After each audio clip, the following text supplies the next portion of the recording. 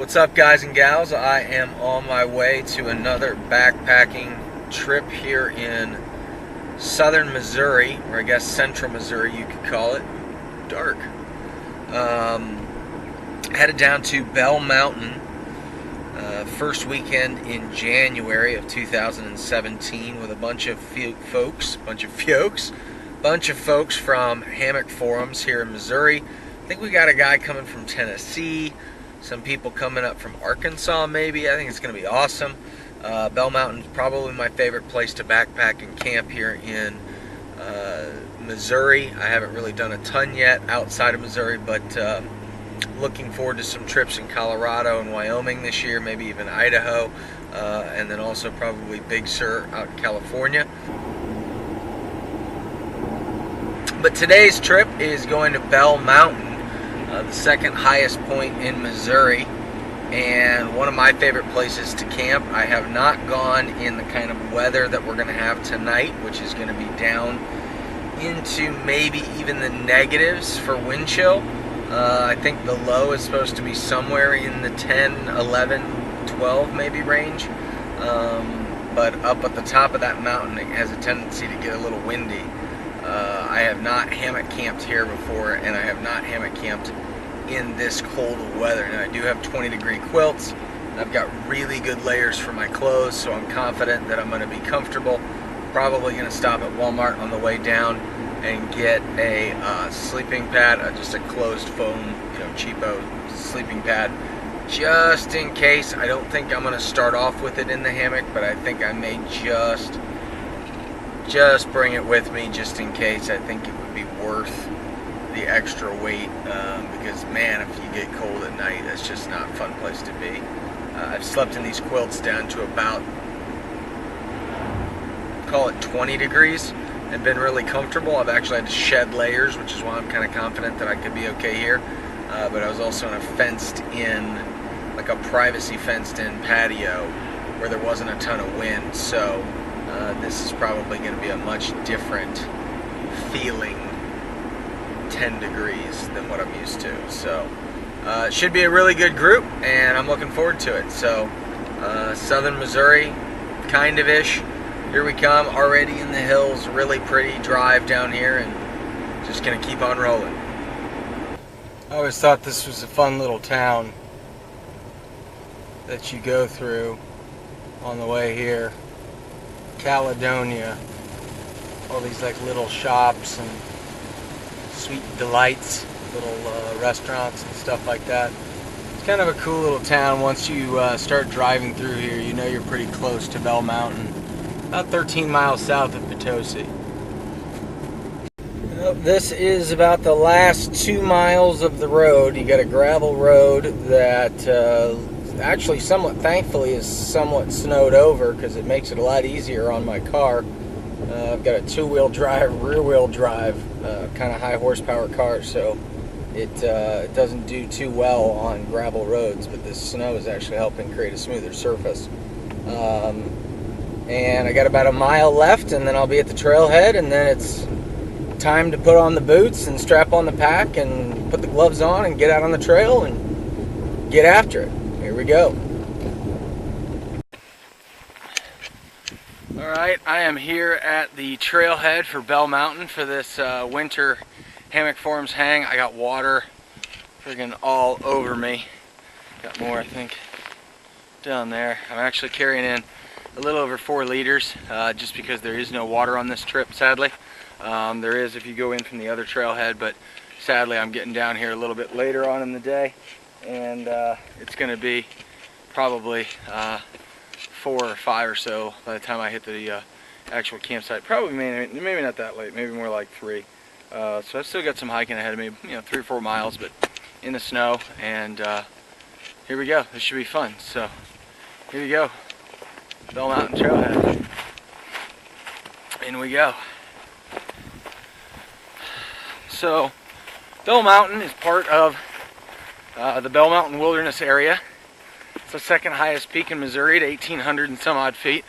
In fact, here's our big board of information right here. Basically says group size limits about 10 people, you know, leave no trace practices, you know, all kinds of different regulations for hunting, fishing, and stock users and all that kind of stuff with a nice map register here. So I'm going to go ahead and take care of that, and then we'll get out on the trail.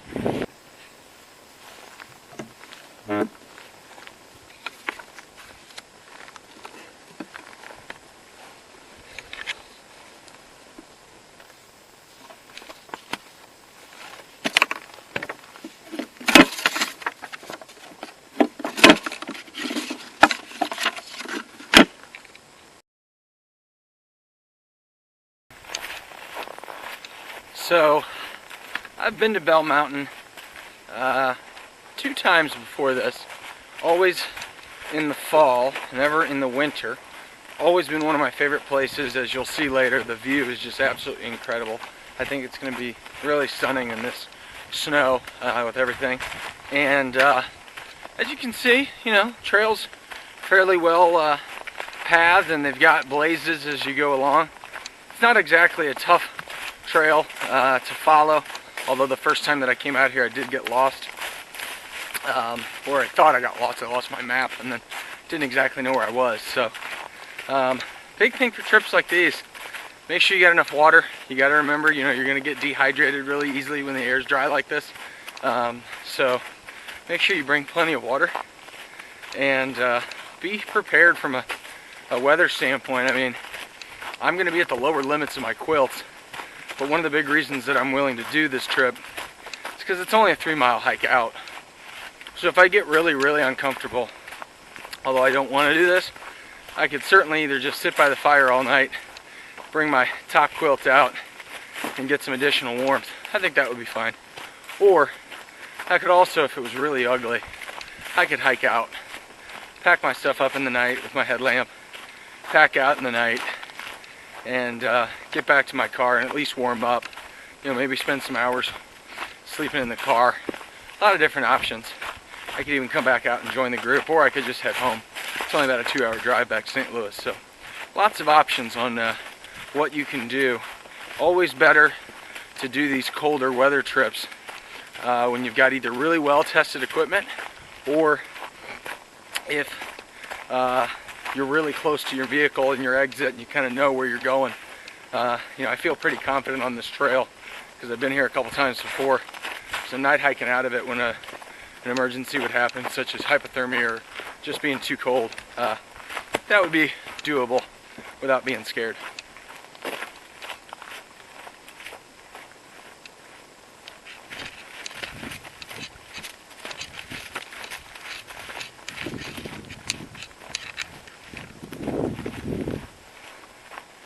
Beautiful out here.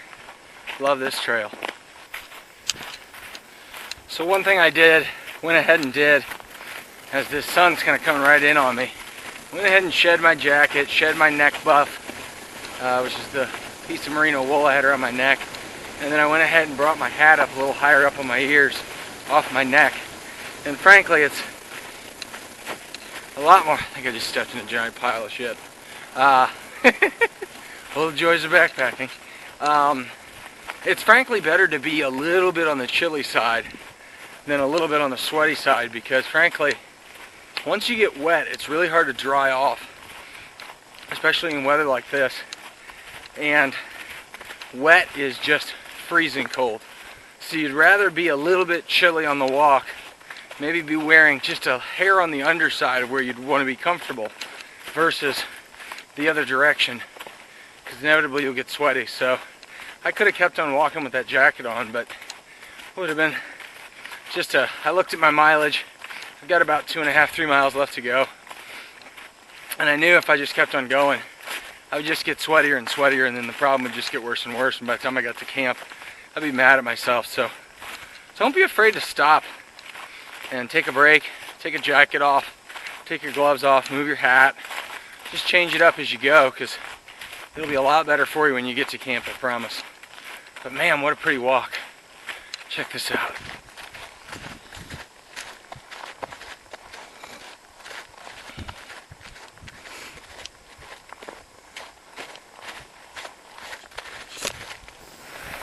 Okay guys, So we camped all through here. You got a hammock right here. Mine's back in there somewhere, but this right here is why you come to Bell Mountain.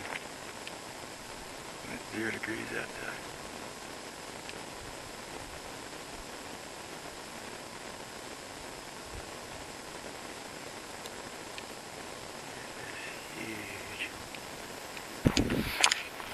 Okay, last quarter mile of this trip.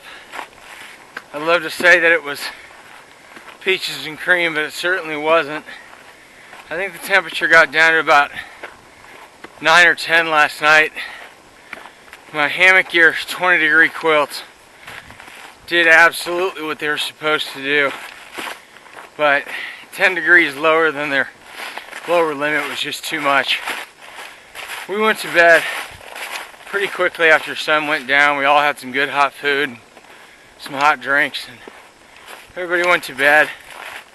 And I bet you I was in my hammock by 7:30 at the latest, and went to sleep. It was real nice and warm. Was really bundled in and cozy. Had some foot warmers in my boots and had some hand warmers in my mittens. And the extremities just felt great. And I woke up really feeling well rested. I'd gotten up to pee one time, and I woke up feeling really well rested and was unfortunately pretty chilly at that point. My just kind of down my back of my legs and my lower back, just a bunch of different places were just a little too chilly to be comfortable, to be considered good sleeping conditions. And I took my sit pad and put it underneath my butt. That certainly helped. So having a full-length closed foam pad, even a real thin one, would have done the trick. That would have been enough. But had a great time. There was 5 guys total.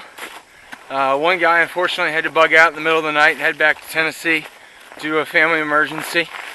But we had 4 good guys, up at the top the majority of the night. And this morning, I bugged out before I made any hot breakfast or coffee. Just ate a Lara bar and jumped on it. Most of my water was frozen. So, anyway, back to the sleeping portion. When I woke up feeling well rested, I realized, I'll check my phone because my watch was out of reach. Checked my phone, thinking it was probably 4 in the morning. I'd have to just kind of struggle through a couple hours. It was 11:40 at night. So I'd already gotten like 5 good hours of sleep, which was great. It's kind of what helped me get through the night and then this hike out. But frankly, the knowledge that the fact that you've got 6 hours of struggling coming up, man, that's pretty tough. So luckily I had some cell phone reception. Texted my girlfriend a couple times. That was fun. Always kind of fun to be able to talk to her when I'm out here. First trip I've been on since we've been together, so it's kind of, not a whole lot of info. Back to the trailhead, by the way. What a great trip. But then I just put on my iPod and listened to a Joe Rogan, about the last 2 hours of a Joe Rogan fight recap on UFC 207, which was really funny. God, Joey Diaz is a funny dude, man. When he comes over the top with that growly voice, God, it's funny.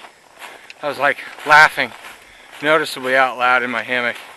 I felt bad because I may have woken some guys up. We weren't too far away from each other. But what a great trip. What I did end up doing is taking some foot warmers and putting them in my lower back towards probably about the 2 o'clock hour. And that worked really, really well.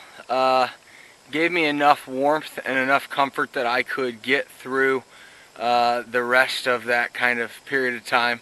I slept for probably another 3 hours out of the 6 total. So got, 8 total hours of sleep. It wasn't super deep. Obviously this morning packing everything up is just always painful, but luckily I had some more hand warmers available. I stuck those down in my big mittens. I would do about 5 minutes worth of packing chores, stuffing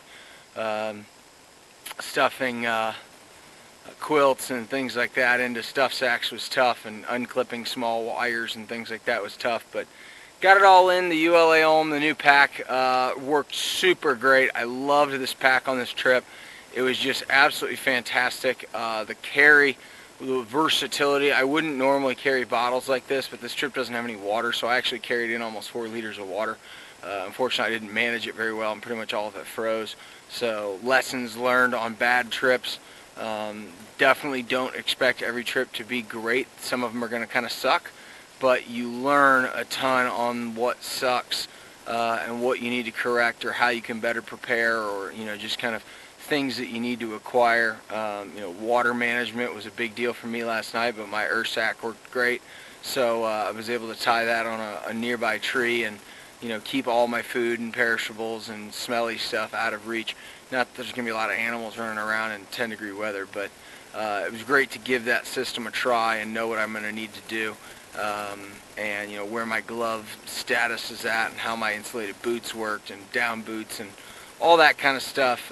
You learn on these tough trips probably more than you do on the good ones, and that's what makes the good ones so great, is that you've learned from the bad stuff and you've made corrections. And so back to the car, gonna get warm, gonna get some water in me, because I haven't really had any water yet today, and I'm pretty thirsty, dehydrated, bad idea. Gonna go home and have some good hot food, and then get my gear cleaned up and get cleaned up myself. And another fun trip in the books. Just about 24 hours from St. Louis down to Bell Mountain and back. What a fun time, what a learning adventure, and I encourage everybody to get out there. Try hammock camping if you haven't tried it before. It's really, really fun, and it's a challenge to kind of put all the pieces together, but once you do, man, it's friggin' fantastic. There's no better way to sleep in the woods. We had one guy on the trip that had 0-degree bags and 20-degree bags, both upper and lower, and he said he was almost too hot during the night. Best night he's ever slept in a hammock, and it was like 9 degrees or 10. So just goes to show you, if you have the right stuff, you can have a lot of fun out here, even in really, really bad weather. And sometimes that's a really fun challenge to take on. So if this is something you've thought about, definitely try this out. This is really a great time. If you have questions, definitely let me know. Leave them below, or connect with me on Facebook at ajeads.com. On Facebook, you can also check out my website at ajeads.com. That's ajeads.com. It's kind of a work in progress. I'm hoping to make it a resource center for people. Certainly don't claim to be an expert in this stuff. There were guys on this trip that have done a lot more, mileage, and a lot more, got a lot more experience than I do. But I'm sure that I've got more experience than some of you. So hopefully we can share with each other and make this thing a learning experience for everybody, so that hopefully people can kind of skip ahead through the process, some of the discomfort by learning from the rest of us. So thanks so much for watching, and have a great day.